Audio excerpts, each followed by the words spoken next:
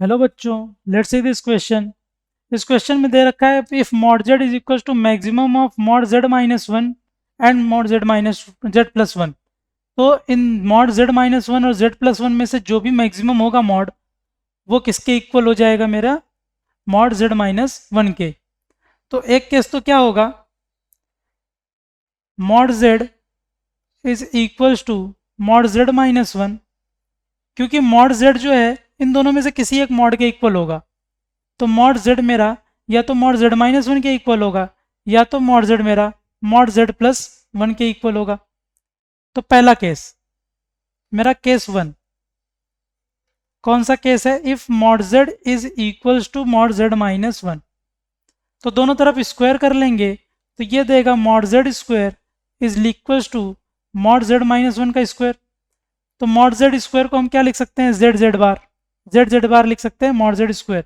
तो ये लिख सकते हैं जेड माइनस वन और फिर से इसका बार यानी जेड बार माइनस वन। तो यहाँ से मुझे मिलेगा Z Z bar is equals to, ये देगा मुझे Z Z bar minus Z bar plus one. तो जेड जेड बार दोनों साइड से कैंसिल आउट करेंगे तो यहाँ से क्या मुझे मिल जाएगा? Z plus Z bar equal to one. तो ये तो केस वन के लिए मेरा आ गया। केस टू में हम क्या ले लेंगे? केस टू आएगा हमारा mod Z is equal to mod Z plus one. तो हम यहाँ से मॉड जेड स्क्वायर को क्या लिख सकते हैं? मॉड जेड प्लस वन के स्क्वायर के इक्वल। तो ये क्या हो जाएगा?